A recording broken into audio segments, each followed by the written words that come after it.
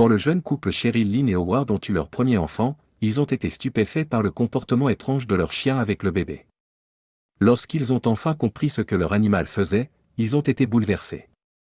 Howard et Cheryl étaient ensemble depuis environ 10 ans lorsqu'ils ont découvert qu'ils étaient enceints. Quelques années auparavant, ils avaient commencé à essayer d'avoir des enfants mais avaient rencontré quelques difficultés en chemin. Cheryl avait eu du mal à faire face à la possibilité de ne pas pouvoir avoir d'enfants. Howard aimait sa femme, et cela lui avait brisé le cœur de la voir ainsi, alors il était allé acheter un adorable chien affectueux. Quand Howard avait ramené le chien à la maison pour Cheryl, elle avait été enthousiaste. Elle avait nommé l'animal Mitan et avait mis tout son amour dans son élevage et son dressage. Quelques années s'étaient écoulées, bien que le couple ait apprécié leur vie avec Mitan, ils n'avaient jamais abandonné leur rêve d'avoir un bébé ensemble. Un jour, Howard remarqua quelque chose de particulier avec Mitan. Le chien ne voulait pas quitter Cheryl et gémissait à la porte même si elle ne faisait que passer aux toilettes. Howard regarda de près le chiot mais ne remarqua rien d'anormal dans sa santé. Perplexe, il alla s'asseoir avec sa femme ce soir-là après le dîner, mais lorsqu'il s'approcha du canapé, Mitan sauta sur les genoux de Cheryl et grogna contre Howard. Le couple était complètement confus. Mitan aimait Howard et était généralement très heureux de pouvoir partager le canapé avec ses maîtres. Alors qu'est-ce qui était différent ce jour-là? Cheryl avait une théorie, mais elle était farfelue. Mitan devenait de plus en plus protecteur envers elle, surtout quand Howard l'embrassait ou la serrait dans ses bras. Elle se glissa donc aux toilettes pour tester sa théorie. 20 minutes plus tard, elle revint dans le salon en larmes. Howard se précipita vers Cheryl et ce n'est que lorsqu'il la prit dans ses bras qu'il vit le test de grossesse positif serré dans sa main. Howard se joignit à sa femme pour pleurer de joie, puis il donna à Mitan plein de friandises pour être si fidèle à sa maman. Quel chien perspicace! Heureusement pour Cheryl et Howard, leur chien continua à essayer de protéger sa famille bien après la fin de la grossesse. Après ce qui sembla une éternité, Cheryl accoucha enfin d'une belle et saine petite fille. Ils la nommèrent Ski, en hommage à la teinte bleue vive des yeux de Mitan. Cheryl rentra chez elle pour trouver son mari et sa meilleure amie, impatients de célébrer et d'aider avec Ski. Elle avait également quelqu'un d'autre sur qui compter. Cheryl et sa meilleure amie Wanda étaient devenues amies juste au moment où elle avait rencontré Howard. Wanda avait été demoiselle d'honneur à leur mariage et passé beaucoup de temps avec eux. Elle les avait même aidés à trouver leur maison. Le couple avait décidé à l'unanimité qu'elle serait Tati Wanda, pour Ski et était reconnaissant d'avoir une paire de mains supplémentaires pendant qu'ils s'adaptaient à ce nouveau chapitre de leur vie. Curieusement, cependant, alors que les choses semblaient bien se passer, Mitan ne semblait pas soulager le moins du monde. Le chien continuait de garder Cheryl et Ski et passa la première nuit avec le bébé à mendier frénétiquement pour rester près d'elle tout le temps. C'était étrange pour Cheryl et Howard. Ils avaient pensé que Mitan se calmerait après la naissance de Ski, mais au contraire, le chien devint plus agité que jamais. Howard et Cheryl laissèrent passer ce comportement pendant quelques nuits, étant eux-mêmes si épuisés et débordés.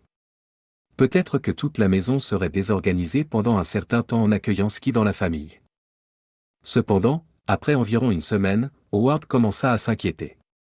Mitan suivait une nouvelle routine où il gardait Ski la nuit et refusait de se promener si Cheryl et le bébé n'étaient pas là. Environ 2 mois après la naissance de Ski, Howard et Cheryl en avaient assez de leur chien. C'était une situation difficile.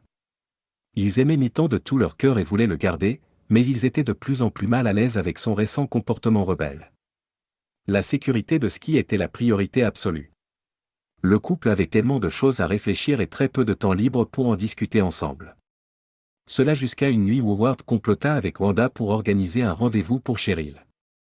Wanda devait venir garder l'enfant afin que Howard puisse surprendre sa femme et l'emmener dîner. C'était un beau geste, et Cheryl accepta volontiers l'occasion de sortir pour la première fois sans Ski.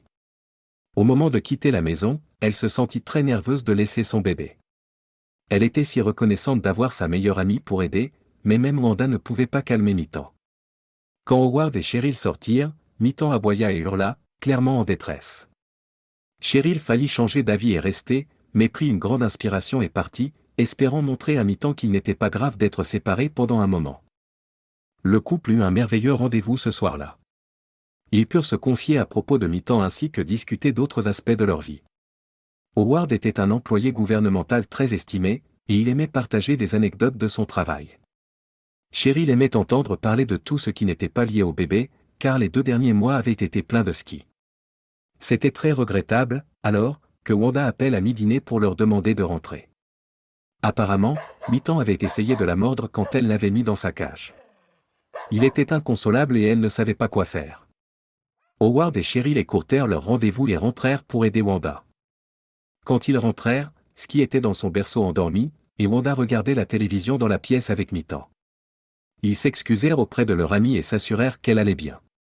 Quand Wanda partit, Cheryl se tourna vers Mi-temps. Le chien agissait vraiment très bizarrement.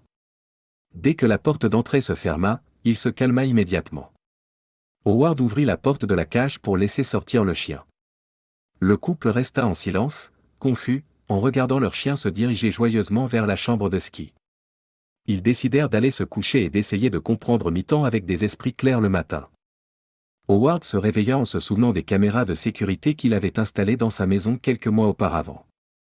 Il se précipita vers son ordinateur pour voir ce qui s'était vraiment passé entre Mi-temps et Wanda. Peut-être cela lui donnerait-il un indice sur ce qui avait déclenché le pauvre chien. Mais Howard fut choqué en voyant que les images de la nuit précédente avaient été supprimées. Perplexe, il chercha plus loin dans ses archives et réalisa qu'il y avait une énorme quantité de fichiers supprimés. Howard ressentit un frisson le long de sa colonne vertébrale en découvrant le motif des fichiers supprimés. Les images manquaient seulement de la chambre de Sky. Presque toutes les nuits depuis la naissance de Sky, les images avaient été supprimées. Howard installa donc une nouvelle caméra cachée et la sauvegarda séparément de son système habituel. Il ne voulait pas effrayer Cheryl, alors il ne lui en parla que le lendemain en regardant la vidéo. Howard courut immédiatement montrer à Cheryl, et elle se mit à pleurer en appelant la police. Le couple ne pouvait pas croire ce qu'ils avaient vu dans les images de la caméra cachée. La police arriva sur les lieux pour confirmer que quelqu'un entrait bien dans la maison la nuit. Il grimpait par la fenêtre de la chambre de Sky et partait de la même manière. Howard et Cheryl furent horrifiés de réaliser que quelqu'un pénétrait continuellement dans la chambre de leur bébé. Cette horreur grandit lorsqu'ils apprirent par la police que la personne en question était une femme nommée Wanda. Il s'avère que Wanda était en réalité un agent de renseignement étranger en mission pour surveiller le travail de Howard en sécurité gouvernementale. Elle avait préparé le terrain près de 10 ans auparavant, devenant d'abord la meilleure amie du couple puis leur trouvant une maison avec une petite pièce secrète intégrée. La police abattit un mur dans la chambre de Sky pour trouver un petit nid de recherche sur Howard et de l'équipement pour des correspondances à longue distance. Ils trouvèrent également un coffre-fort avec de l'argent et des passeports. La police chercha Wanda mais ne l'a pas encore trouvée à ce jour. Les parents furent horrifiés à l'idée d'avoir laissé leur bébé sans défense aux mains d'une femme qui n'avait fait que feindre l'affection à leur égard. Wanda n'avait probablement jamais eu l'intention de blesser Sky, mais les mensonges qu'elle leur avait racontés étaient suffisants pour les faire craindre et la mépriser. Mi-temps se calma significativement dès le jour où Wanda disparut, et Howard et Cheryl la traitèrent comme une héroïne pour le reste de sa vie, reconnaissant pour son comportement protecteur envers leur petite fille. Quelle tournure incroyable!